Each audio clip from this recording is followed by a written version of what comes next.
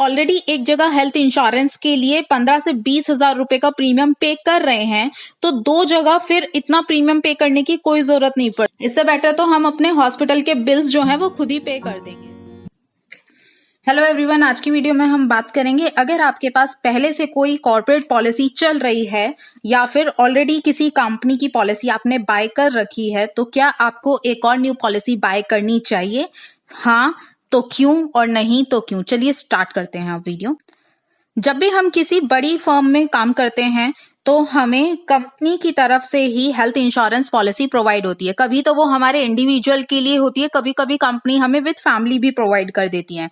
और सम इंश्योर्ड उसका ज्यादा नहीं होता है, आपका 1 लाख से मैक्सिमम 3 लाख तक का आपको पॉलिसी प्रोवाइड की जाती है। पर जैसे हम जानते हैं आने वाले टाइम में मेडिसिन एक्सपेंसेस बहुत कॉस्टली हो रहे हैं, तो 1 लाख और 3 लाख बहुत कम है मेडिकल के लिए, क्योंकि किसी भी बड़े प्राइवेट हॉस्पिटल में एक दिन का चार्ज ही आपका कई बार 50 से 1 लाख का आ जाता है। फिर नए नए मॉडर्न टेक्नोलॉजी के ट्रीटमेंट भी आ रहे हैं आजकल, तो काफी कॉस्टली पड़ते हैं। तो ऐसे में आपको एक और न्यू पॉलिसी लेनी चाहिए या नहीं? तो इसका जवाब है नहीं, आपको एक न्यू पॉलिसी लेने की कोई जरूरत नहीं है।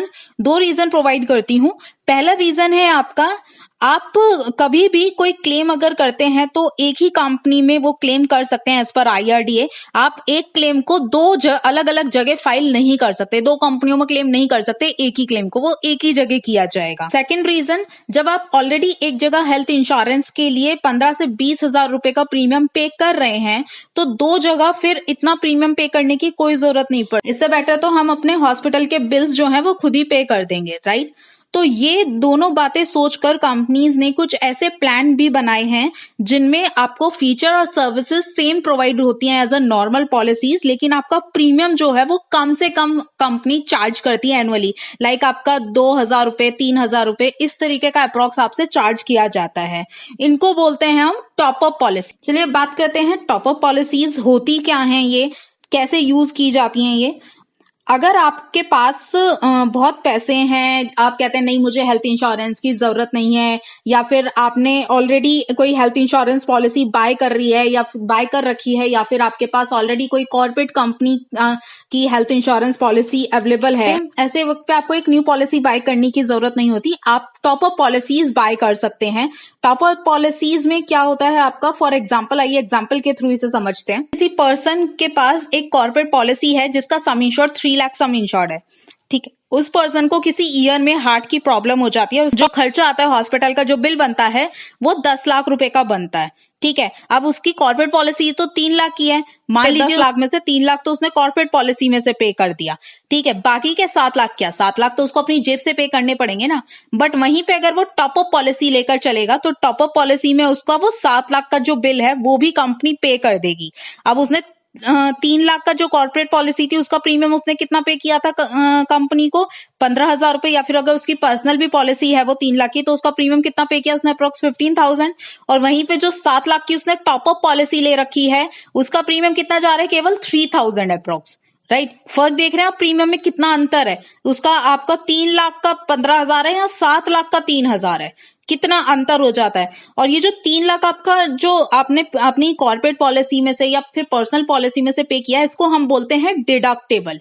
डिडक्टेबल का मतलब है कंपनी बोलती है कि आप जो भी आपका बिल आएगा, जो भी क्लेम आएगा किसी भी मेडिकल से रिलेटेड, उसमें जितने का आप डिडक्टेबल लगवाएंगे, ये जो डिडक्टेबल है ये आप अपनी मर्जी से चूज कर सकते हैं। चाहे तो आप 1 लाख का डिडक्टेबल लगवा सकते हैं, 2 लाख का, 3 लाख का, 4 लाख का, मैक्सिमम 5 लाख का आप डिडक्टेबल लगवा सकते हैं अपनी पॉलिसी में।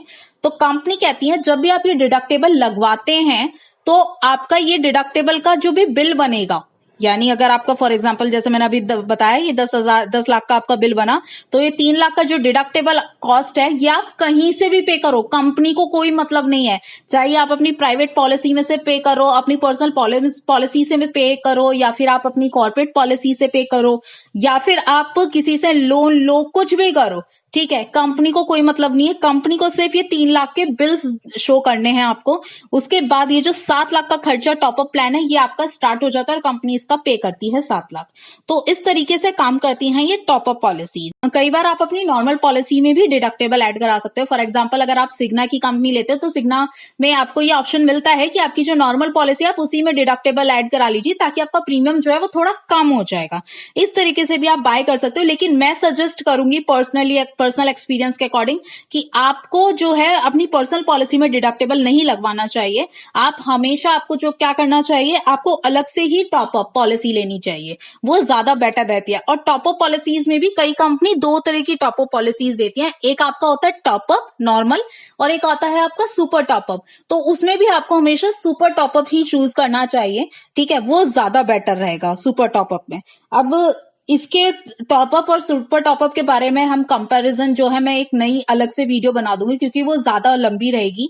तो दोनों में डिफरेंस मैं आपको बता दूंगी। अगर आपको जानना है तो आप कमेंट सेक्शन में मुझे कमेंट भी कर सकते। तो आज की वीडियो में इतना ही। अगर आपको वीडियो अच्छी लगी हो तो लाइक जरूर कीजिएगा, चैनल को सब्सक्राइब जरूर करिएगा। Thank you.